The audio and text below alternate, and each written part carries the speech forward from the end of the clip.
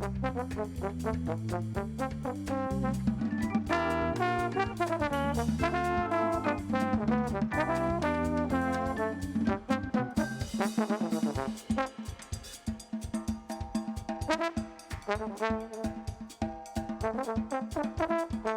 hello, everybody.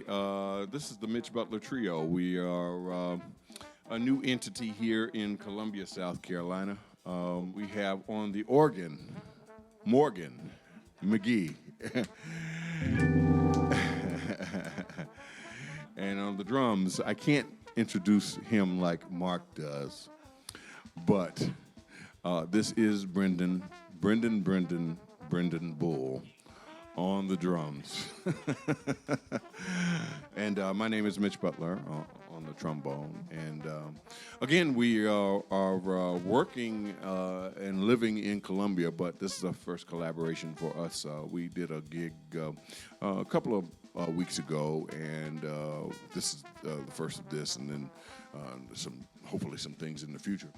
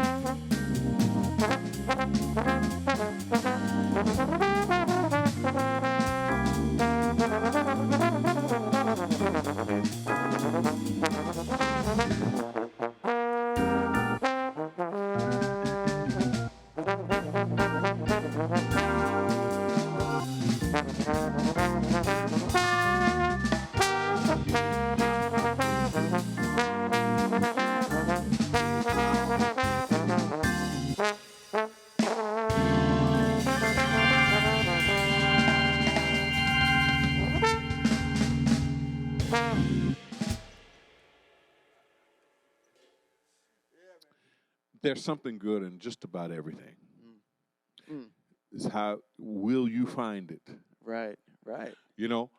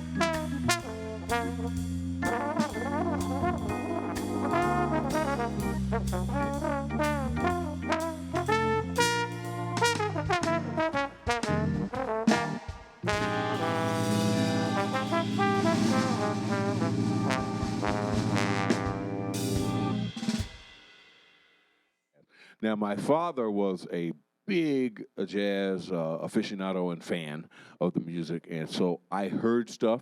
He introduced me to stuff, but of course, being 16, I knew everything already, and I thought that that was old music.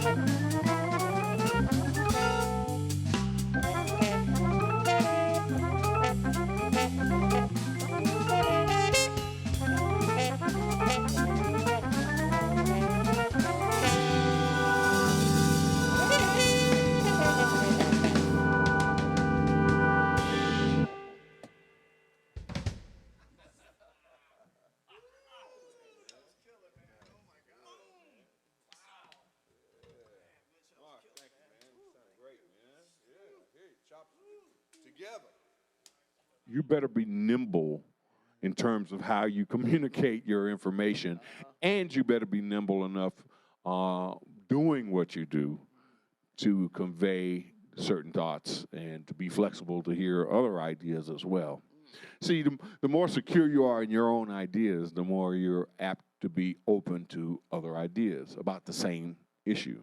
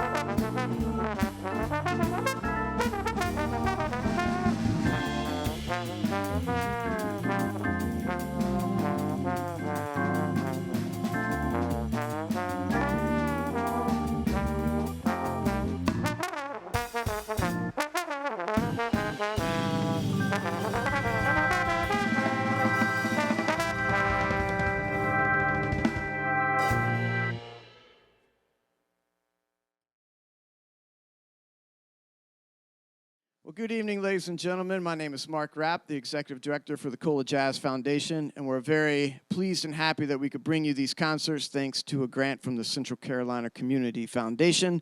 So we want to give them big thanks. I'm sitting here with the wonderful, the great Dr. Mitch Butler. Absolutely amazing cat, a brilliant player, and a wonderful human being, and we're going to take a moment and try to get to know this man. So welcome. Right. Hey, thank you, Mark. Appreciate you having us here today, man. Absolutely. So tell us a little bit about you, where you are currently, what your situation is performance-wise, education-wise. You're an incredible educator. So tell us what you're doing right now. Right now, I live in Lexington, South Carolina, with my wife, Mabel, and our two girls, Nyasha and Darcy. And we've been in the area since 2009. I'm currently a coordinator of jazz studies at University of Missouri, Kansas City Conservatory of Music, Dance, and Theater there. So I'm back and forth a lot. I play there some, and I teach there, and then I play some here and live here. So yeah, that keeps us pretty busy in our household, but it's fulfilling work, and I wouldn't have it any other way. So yeah. As they say, have horn, will travel, right? Absolutely.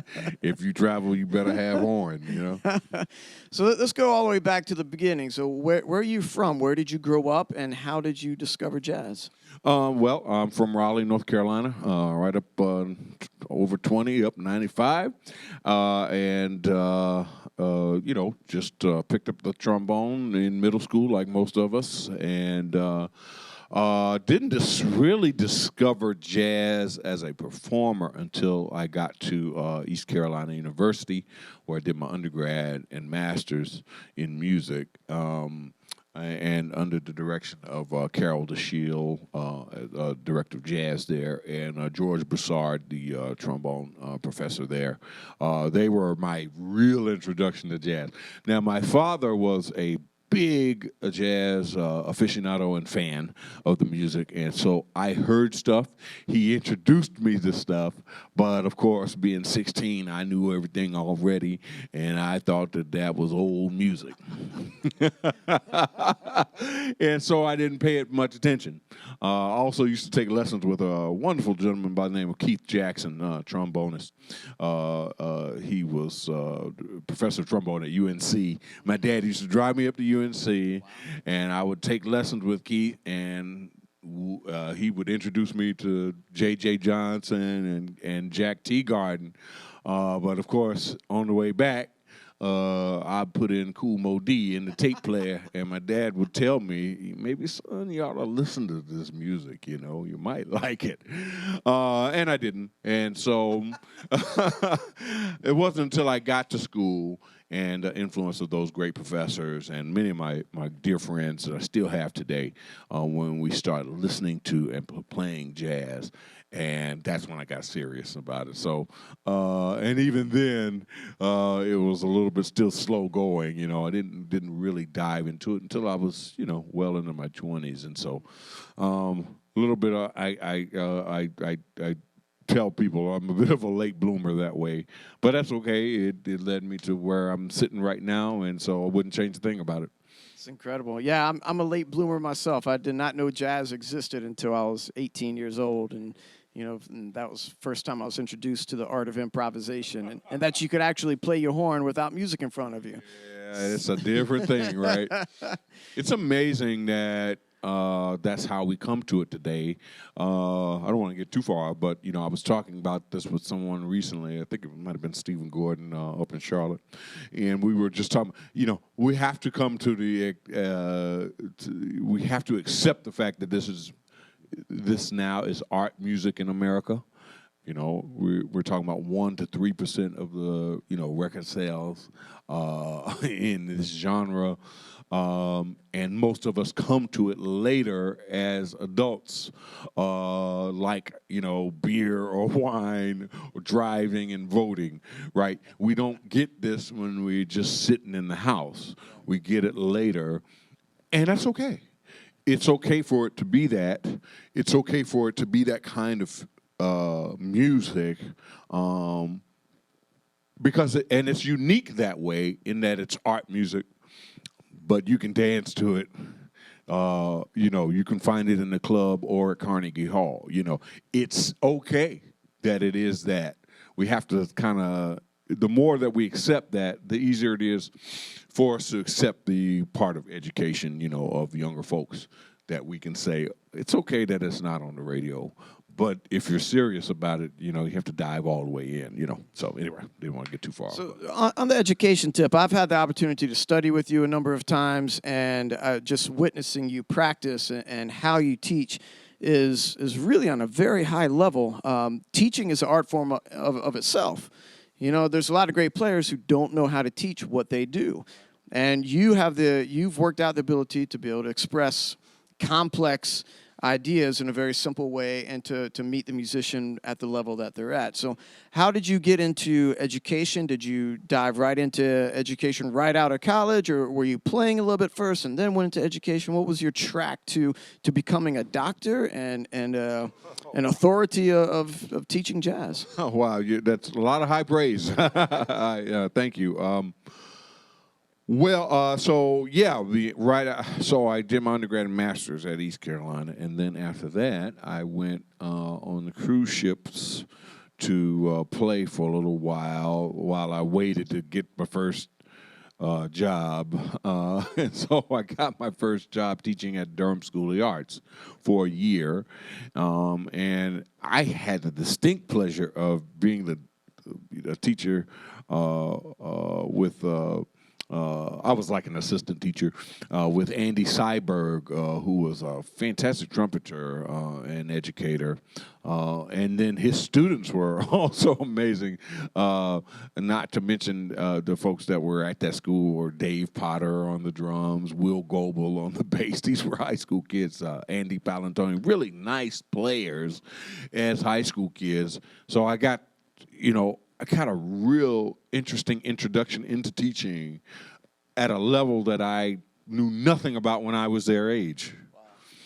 So that was helpful. Then I went back out on the cruise ships, played a little bit. That's where I met my wife, Mabel. When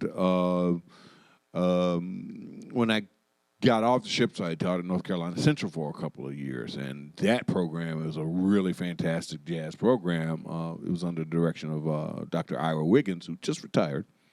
And so a lot of really good mentorship, but there are also more students at a high level that taught me that I better learn how to teach this information and that I better get this information a little bit more securely as well. And through that experience, I decided, I better go and find out how to become better at what I do. So I started looking at doctoral schools, and it took me a little while to find the right place. And I ended up at the University of Texas studying with Columbia native and trombone powerhouse, Ronald Westray. Anybody that's ever heard Ronald knows that he is one of the premier trombonists in the world, period. There's no debate about it. He's not, recorded like other folks, but he is. He actually just released his autobiography, which is really interesting. And so he taught me things that were gaping holes in my playing and my knowledge at the time. Taught me how to look at music a little bit better and more deeply. And that also helped with teaching. So after I finished that, I got a chance to teach at Claflin. I got the job at Claflin in 2009.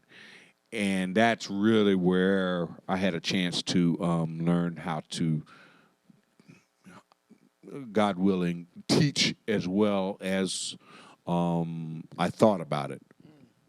Teach as well as I wanted to play it. Right.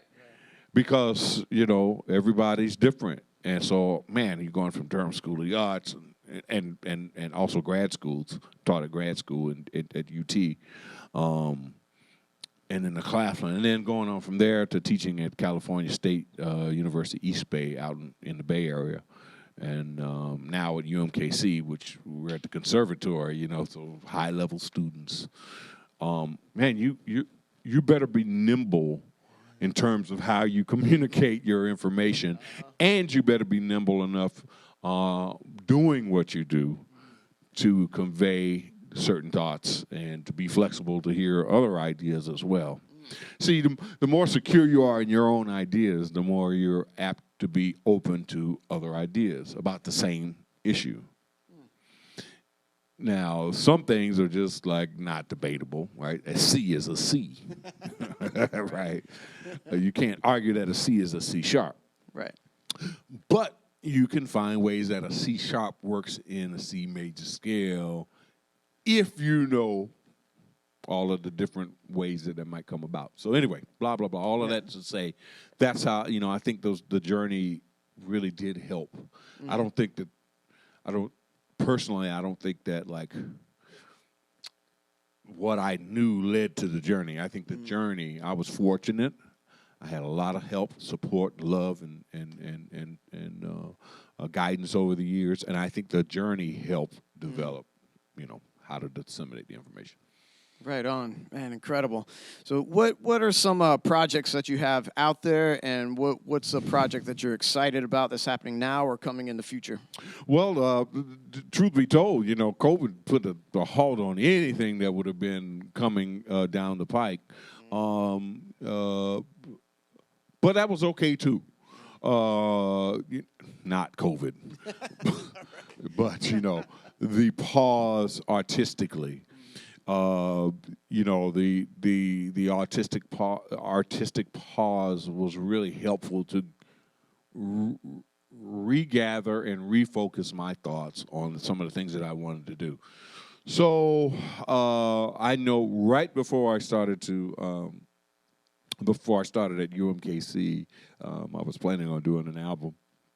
And then once the job came in, that kind of put that on hold. But then I said, okay, now I've got a couple of years under my belt. I'm looking at doing it in the summer, and then COVID happened. So that is going to be the next project for me, is doing a recording. I don't know exactly what it'll be. Time changes everything. Originally, it was going to be like a sextet with vocals and that kind of thing. Now I'm thinking it's probably going to be like just a quartet and original music and arrangements. That's what I'd been doing the past several years, is arranging a lot of music. I did a lot of arrangements with Tiffany Austin out in California, fantastic vocalist out there, and the great musicians in the Bay Area, she did a recording with Carl Allen and Cyrus Chestnut and Rodney Whitaker and Ashlyn Parker from Charlotte and Childress Avery. And so that recording with her and that band spurred me to do a lot of writing. And so I kept writing. And so I just recently did a thing here in Columbia with three horns in the rhythm section. So I'm going to kind of keep that going, looking at an album, and then keep trying to do like arranging. I enjoy doing that. So those are things that are kind of coming down the pike. That's awesome, man.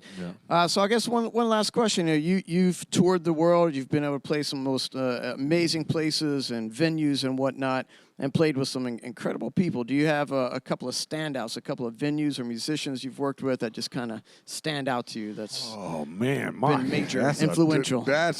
Oh boy. Okay.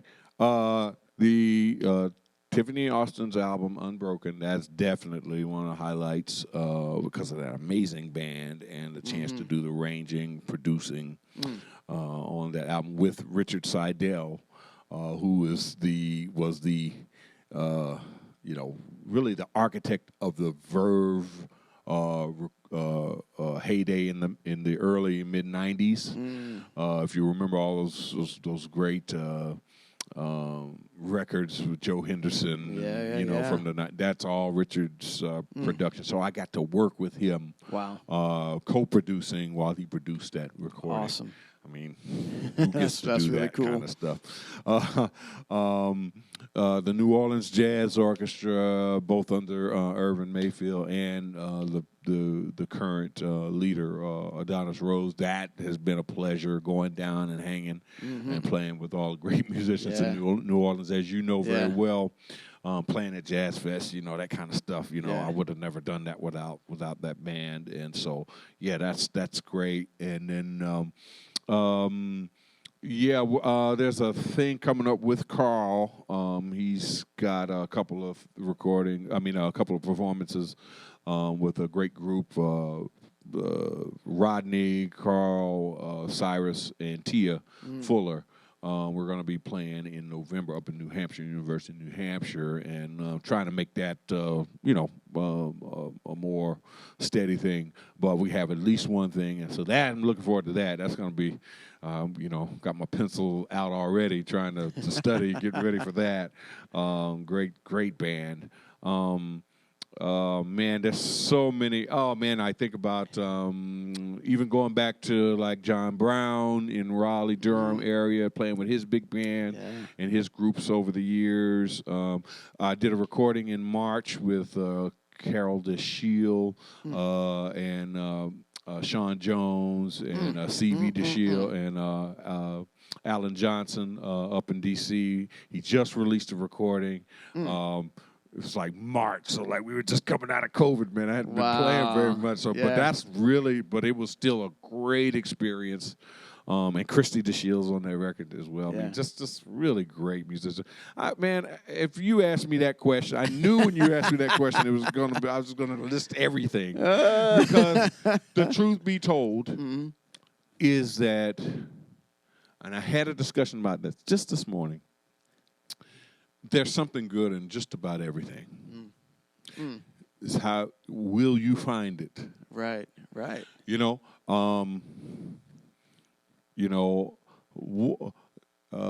Brendan will tell you, and Morgan will tell you as well.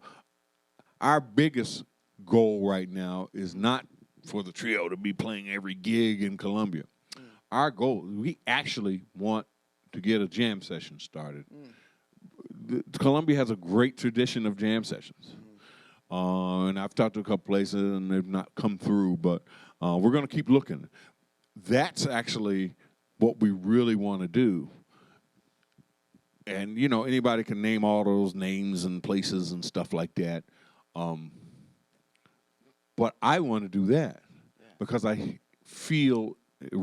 see the good in that. Yes. And that means playing with, some teenagers and playing with folks that don't play, as often. But you're looking for that one note that makes you go, oh, okay, I hear you. Yeah, you went and checked that out. Or, you've been practicing that song. Or, oh, man, I don't know that tune. What tune is that? And so that is what I think kind of drives me, is to find the good in everything. That's what I'm excited about, is finding good in any situation. I hope that happens. Having you leading a jam session would be phenomenal for everyone, for the experienced musicians to the up and coming musicians. Having your authority on the stage, your guidance, I think that's brilliant. So, and we're thankful that you call Columbia home, man. You're an inspiration to all of us. You keep us practicing. Oh man, you keep us hustling. It's a beautiful thing. So thank you very much, Dr. Mitch Butler, for joining us and presenting your music and your words. So thank you so much. Thank you, Mark. Thanks for having me, and thanks for what you do, brother. Yeah. All right. Right on, man. Appreciate you, dog.